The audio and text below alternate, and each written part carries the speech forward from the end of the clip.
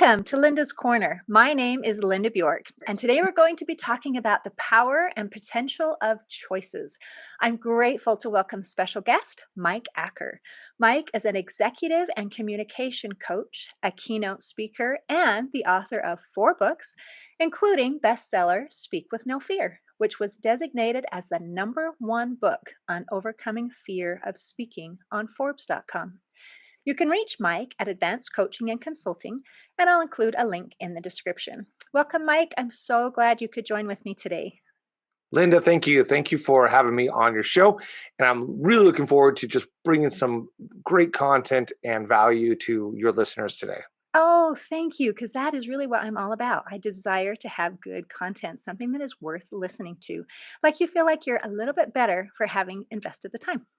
So perfect. I'm so glad we're on the same page. And I'm excited to talk about your book about fear. And fear of speaking is one of the biggest problems that people have. In fact, I've heard it said that if you're at a funeral and you're seeing someone speaking up at the pulpit, people would rather be the guy in the coffin than the guy giving the speech up there because it's so terrifying. So being able to overcome that is a pretty big deal. Yeah, absolutely. I just got off the phone with someone like that. This is what I do all day long. I just coach people on this. So this is right up my wheelhouse, and I'm looking forward to helping people in that. But not just if they're not afraid, there's other ways that all of this is applicable to them. Yes, overcoming fear in anything is a really big deal. So I have so many questions for you, but if it's okay, I would really, really like to hear your story. You left this tantalizing teaser about drug smuggling and Bible smuggling and inner city Mexican schools. And I thought, oh my, I think I would like to hear that story. Yeah, yeah. So, and that's not part of the fear-inducing aspect. But my dad was a hippie drug dealer. And so he actually just wrote a book called Pirates, Scoundrels, and Saints. And in it, I read it and I'm looking at all these characters, and I just thought, all of these characters are my dad. And this is his life. This is what he did.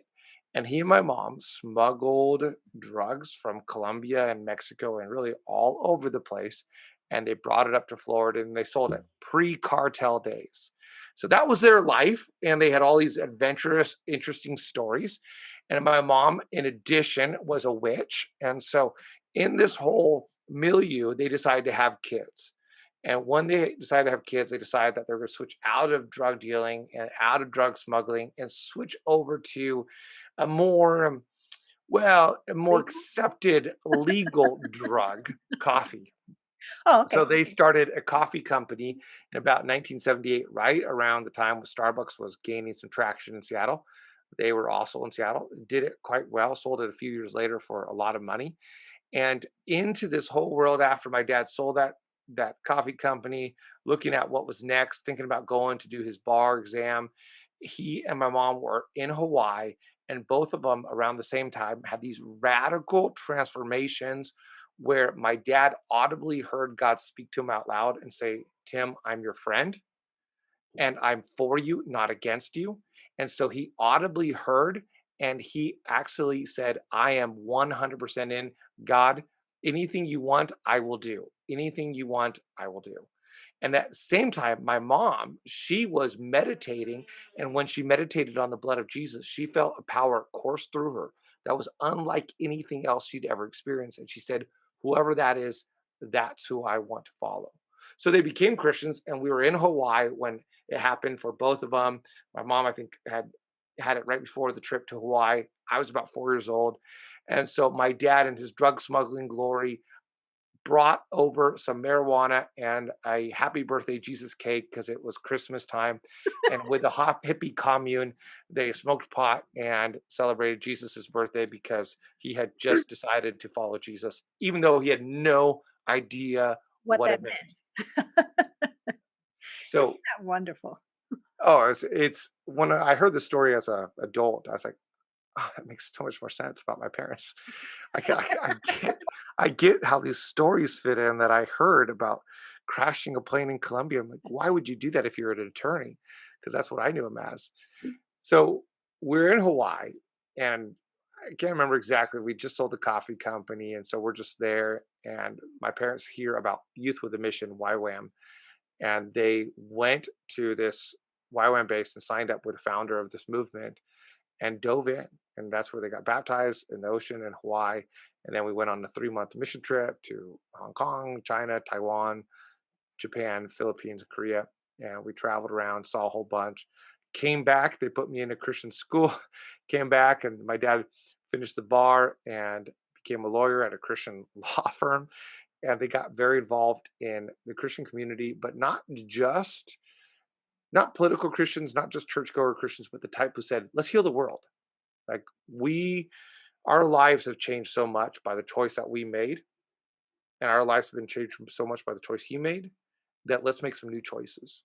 So we were doing soup kitchens and visiting nursing homes and flying down to Mexico every year and doing other things, not to smuggle drugs, not just to make a buck, but really to try to help people. And we even did some AIDS care in the 1980s when you didn't even know if you could get AIDS by sitting on a toilet. And there we were going to people's homes. And so I got to see my parents do this. That's really the parents I remember. And into that whole life, my sister and I are growing up. I grew up and developed a speech impediment early on. So I could not say the J sound. Oh, I really? could not differentiate shoulder and soldier. And I had a very hard time. So my fear of speaking journey, my difficulty in speaking started as a kid. And yet my parents worked methodically with me, and I apparently embraced it wholeheartedly and practiced every day at home very thoroughly and overcame that. So that brings me up to about 10 years old. I'm doing well. Our family's doing well. And then we'd already smuggled Bibles into China, like, put the Bibles underneath the kids' clothes because, hey, they won't look for the kids' clothes.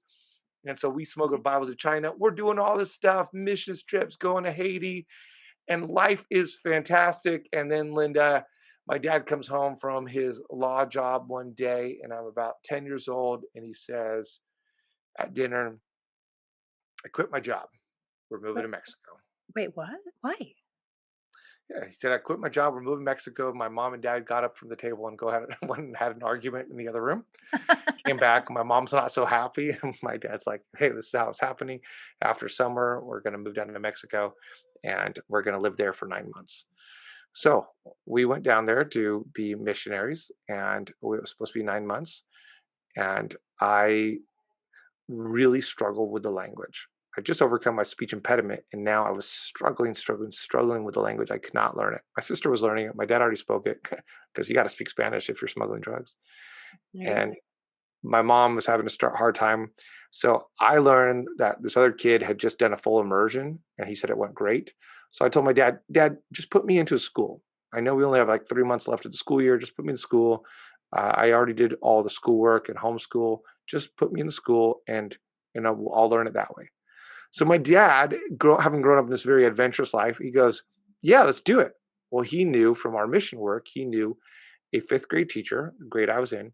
He knew a fifth grade teacher who was in an inner city Mexican school. Now, my friend went to like a nice private, prestigious, people spoke English, and you work with had him. not that. That's not what I had.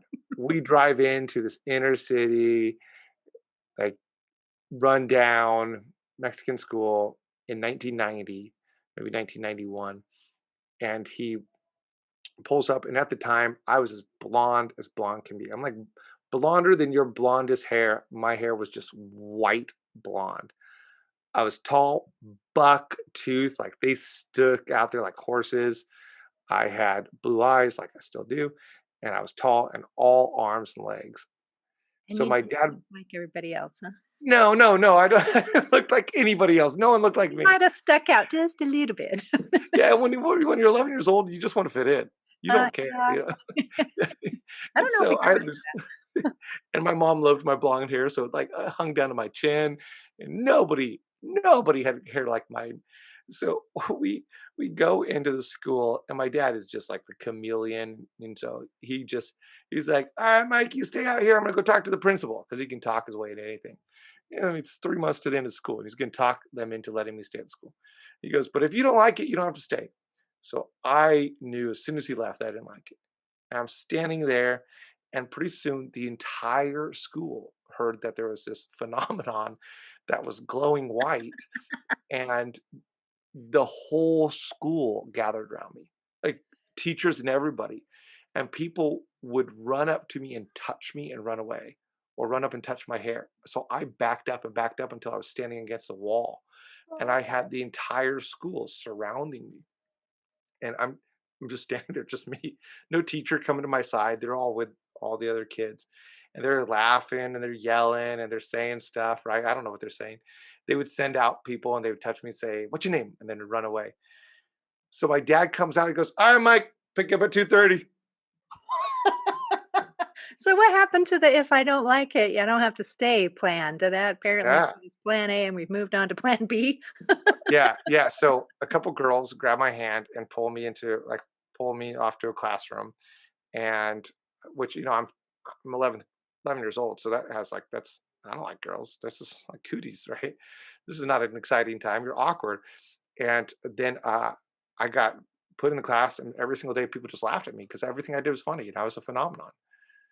And I'd show up at school some days with my uniform, and there would be no school. There'd be a party, and they all the kids would be dressed up and get up for the party, and I had no idea because I didn't know what the less when they said, "Hey, we have something." So my fear of getting in front of people, because I had to do that on a regular basis, was so intense. I would actually have the psychosomatic fever that would set in, and Oh. I had got sick more that year than ever before, purely because of fear and terror. I would get dropped off at school, go through the day, and then I would have to navigate myself through the downtown to this is before a lot of tourists were there too. So the whole city would be gaping at me as I walked through and then took a bus. And in 1990, the buses in Mexico had slatted woods. You could see the ground pass by underneath you. They'd Ooh. be playing some music. And then I'd get my bus and take it 30, 40 minutes home. And then I'd get the fear of the fever and settle in. So how was my that was one of many of those early times. I will say that I when we look at the choices that make us, the choice I made during this time was to look back. And I said, I want to go back. I want to go back. And so in eighth grade, I convinced my parents to let me live with the family in the United States because we ended up staying past ninth grade or past 9 months. And when I was there, I realized that looking back ended up not being as glorious as I thought. I think we do that all the time. We Right. look back and we go, if I could just go back and recapture that relationship, that moment, that job, that time in my life, that age. And so I went back and recaptured it and found out that it wasn't as glorious as I thought. And when I came back to Mexico, I threw myself in. I worked hard on the language and I embraced the culture. And even though it was hard at times to still do some of the things I did, and I still got bullied and all these different things, I actually leaned in instead of leaning out, and I made a choice to belong. And then by the time I left Mexico, I was actually more Mexican culturally than I was American. And so Really? that's the good parts of my story. I mean, there's So the other how parts. long did you So there end you go. staying? I So lived there for 7 years. Yeah, 7 years. 7 years, so 9 months turned into 7 years, huh? And my parents stayed there for 13, 14 years. Oh, really? And then Mhm. after that, you decided to come back or Yeah, what I came what back was for the rationale? college, and so I went back for college, and my sister came back, and she ended up getting married. So she was actually only there for 5 years. She's older than me, and then I was there for 7 years, and we were back in the United States, and then my mom kinda moved back, and then my dad was commuting back and forth, and then he joined us, and now we're all in the United States. My dad's shocked that none of us are married to a Mexican or, uh, and People do. all those different things. Yeah. Yeah, so you've had some amazing experiences, and you talk about how life is not just what happens, it's how we respond. And you had a couple different responses, and your first response is what anybody would wanna do, just that, "Ah!" And then you chose a different response, and you got a lot out of that experience. Yeah, if I look back and think about some of the different responses, there's some good ones and some bad ones.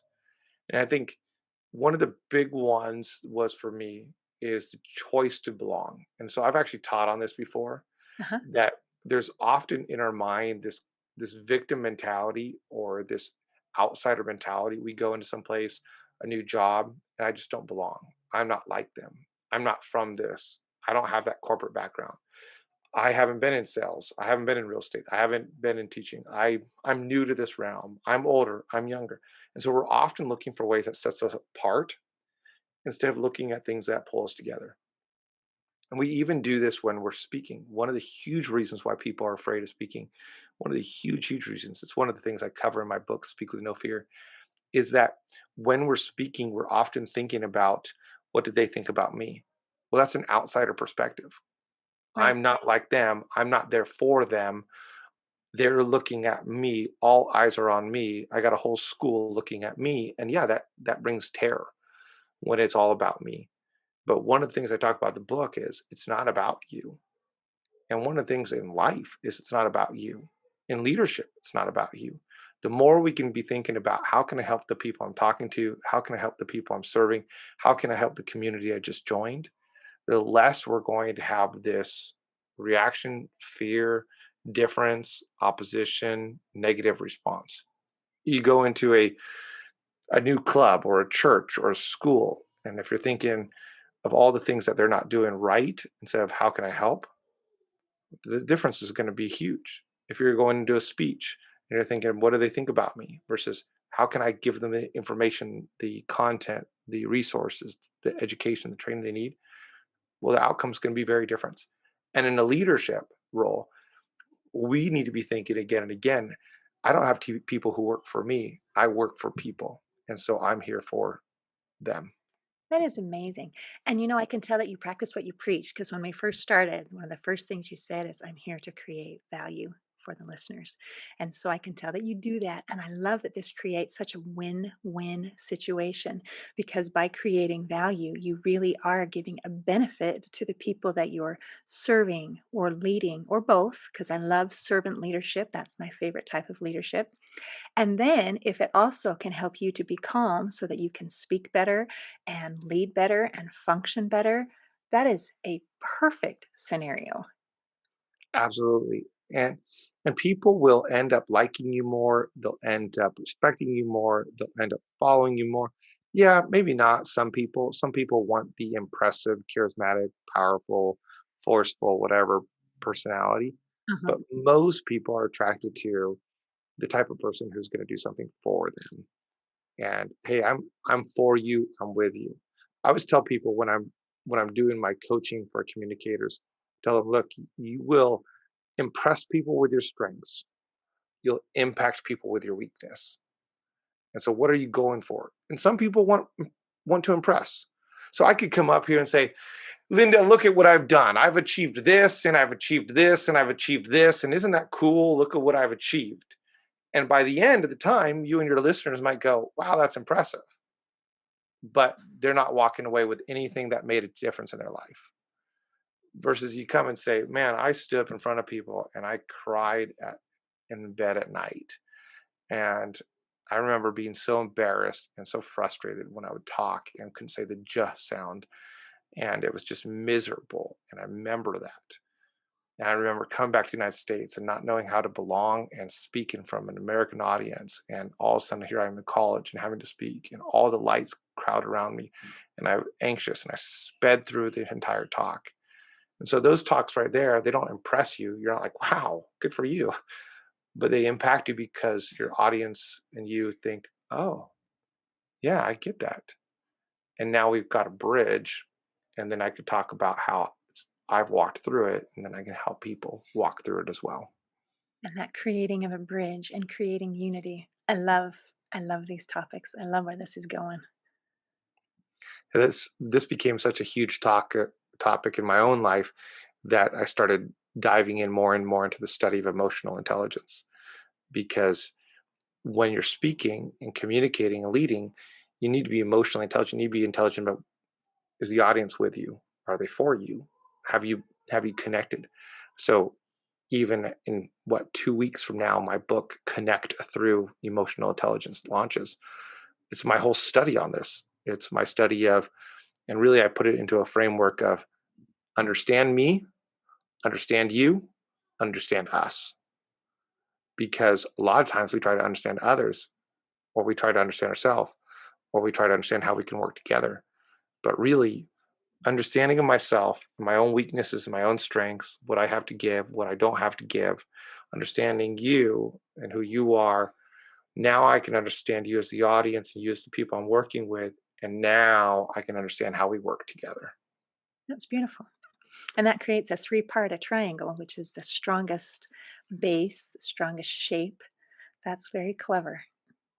Yeah, it was a lot of fun researching it. And just as I read through the books on emotional intelligence and I'm doing my own study and reflection, I'm coming up going, hey, this is something that a lot of people see. It's you and them, but actually it's you, them, us. And that's that connection piece. So you connect, you create the us through the emotional intelligence of me and you. So in communication, I'm working with people how to connect all the time. This is how you connect to your audience. This is how you connect to your company. In my executive coaching, I'm working with CEOs and such, saying this is how you connect. This is how you do it. When I was a pastor for years, I would work hard on connecting with people, and over again, through that connection, then we can communicate, then lives can truly be impacted. That creates a synergy, something where the whole is greater than the parts. Yeah, So absolutely. that's beautiful. Okay, that's amazing. Let's see. When you talk about you be you, you talk about two weights you carry. What is that about? Yeah, so in the book Speak with No Fear, I give 7 strategies, and one of them is it's not about you. And the other one that I talk about, that I love to talk about, it's one of my favorites, is you be you. And the whole idea is this, that when you're speaking, you're carrying a weight. And everybody knows one of the weights. Every single person knows that there's a weight of content. So right now, you just asked me a question. And so I have content, I have a message, I have material to deliver. Now, I know this really well. So it's not very heavy for me.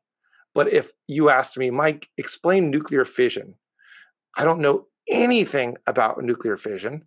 And so that weight would be so far away from me. And if you think about anytime you're talking, if you're a teacher and you're a brand new teacher and you're standing up in front of your class, well, the content is relatively new to you. Now, if you've been the same grade for 30 years and you've taught the same things for 30 years, then that content's really close. So the weight is not as heavy. It's like a front lateral raise. In a front lateral raise, if you go to the gym and you take 10 pounds and hold it out in front of you, 10 pounds can be really heavy. In fact, if you're a buff person and you're carrying 10 pounds, you're only going to do that for a while before your arm starts to shake. However, if you're the most petite elder grandma, 10 pounds close to the chest is not too much. It's the weight of a heavy handbag, and you can carry that for a long time. So the closer to the chest the content is, the closer to your heart it is, the closer to really knowing it is, the less it weighs. So I can say this right here because I've said it many times, because I wrote about it, because I coach on this topic. It takes me really no effort to talk about this subject right here. I know it really hard by heart.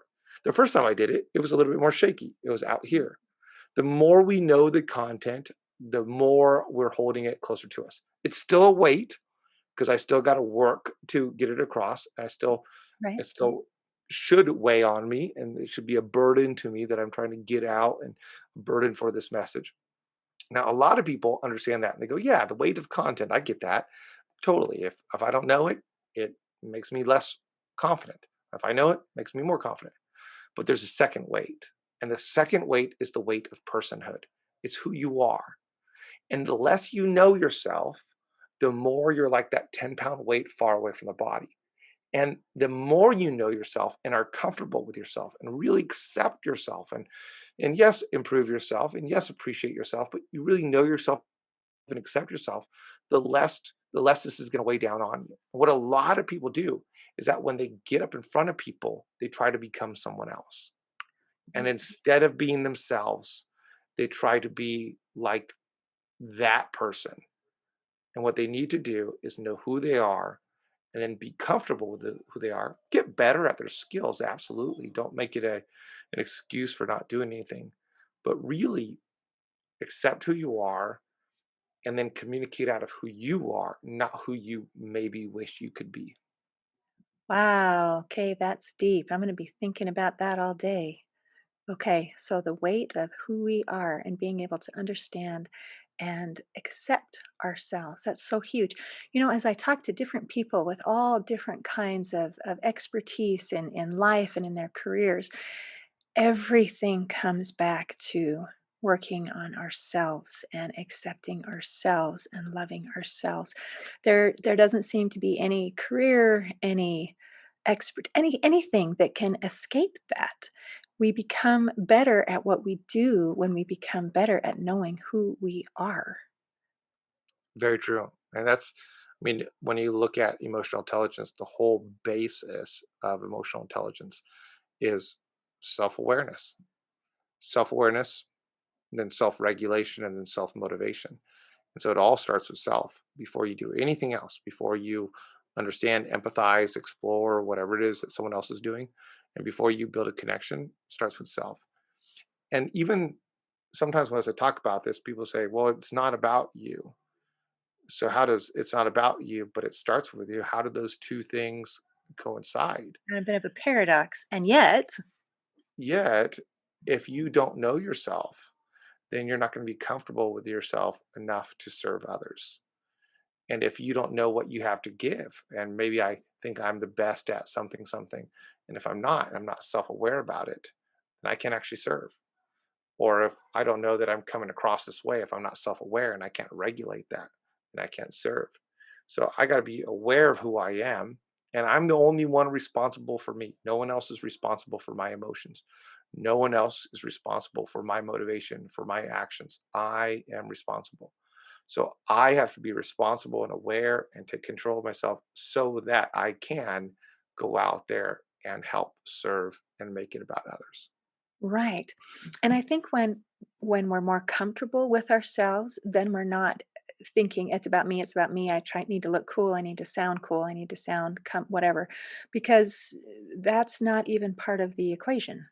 I'm comfortable with me, and now I can focus on someone else and focus on the message because I'm not worried about what is he going to think about me, how am I going to come across? Because I'm okay with that.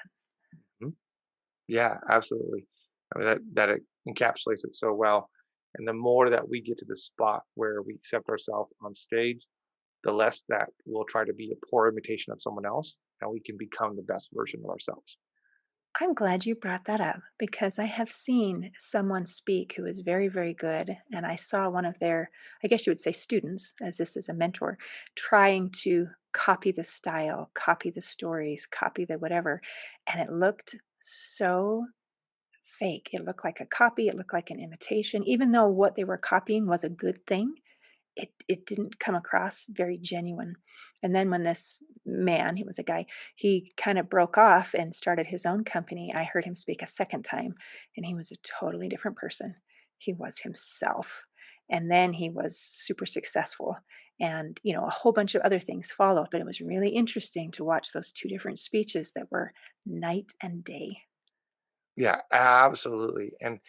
And that's what we do in even less pronounced ways. Like for example, I was working with a military officer and she said that she had just gotten promoted to a high rank. It was fantastic. And she said, I want to be commanding. I want to And I said, well, who do you want to sound like? And I was actually setting her up for a little bit of a trap. I said, who do you want to sound like? Ooh. She said, oh, well, there's this one guy. And when I was a young cadet, this is da, da, da, da, and walking through.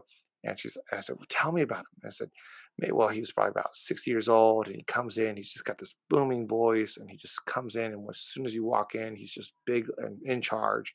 And I just thought, someday I'm going to be like that. I said, "Oh, that sounds awesome. This guy sounds fantastic. Tell me about yourself. How would you describe yourself?" And she says, "Well, I'm very gregarious. I smile a lot, and I'm not that tall, and different different color of skin, different gender." And I said, "Now, help me figure this out because this guy seems very different than who you are. So how are you going to become like him?" And she goes, "Well, that's why I want to hire you." I said, I can't do anything to help you become like him. but I can help you be the best version of yourself. And it was like this pause.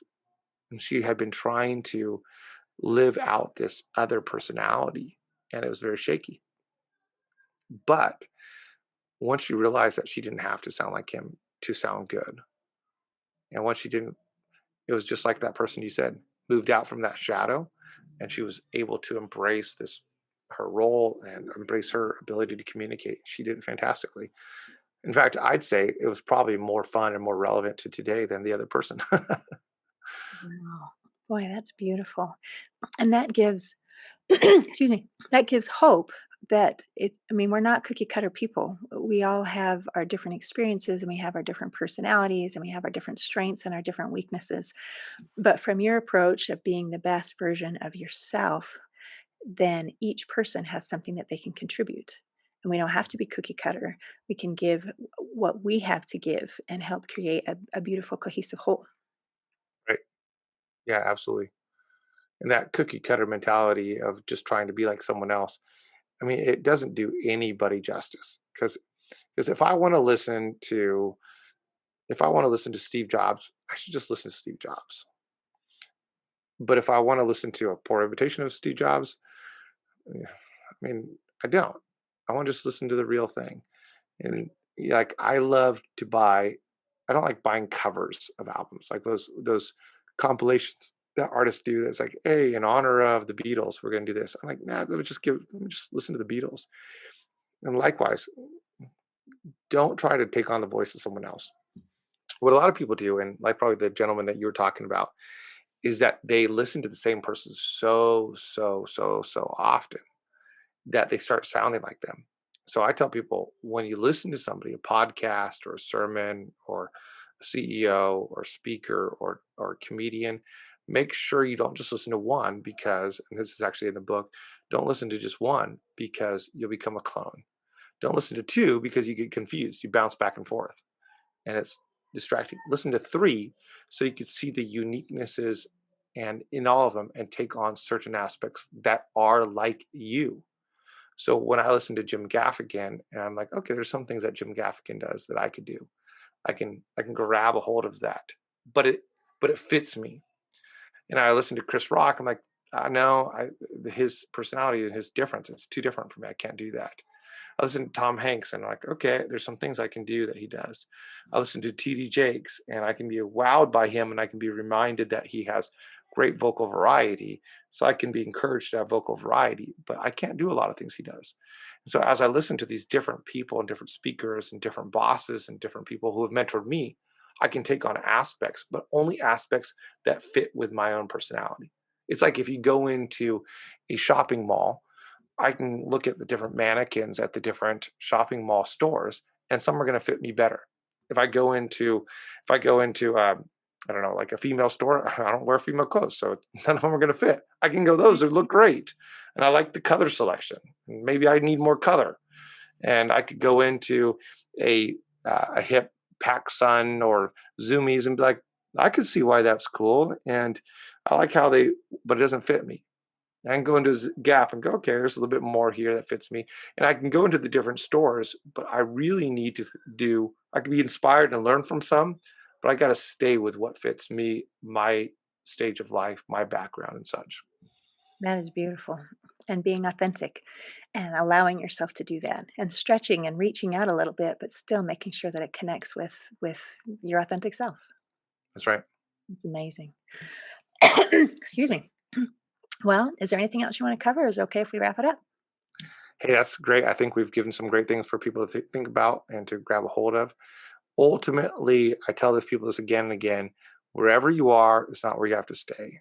So if you're in a spot where you are afraid, you can move out of that. If you're in a spot where you're stuck or an outsider, you can move out of that. But the choices that you make right now either keep you where you're at, if that's where you want to be, or the choices that you make, just like my parents, will move you from where you are to where you want to be. That is beautiful advice. Thank you so much, Mike, and thank you for visiting with me. I have loved this. I really feel like I feel enlightened, and I do feel like you have provided value. So I really appreciate that. Yeah, absolutely. Great talking to you, Linda. Thank you so much for having me on your show and to share with your audience. Oh, it's a pleasure. In closing, I'd like to share a quote from world renowned heart surgeon and religious leader Russell M. Nelson. He said, "The joy we feel has little to do with the circumstances of our lives and everything to do with the focus of our lives." Today, I invite you to focus on those things that bring you joy. See you next time on Linda's Corner.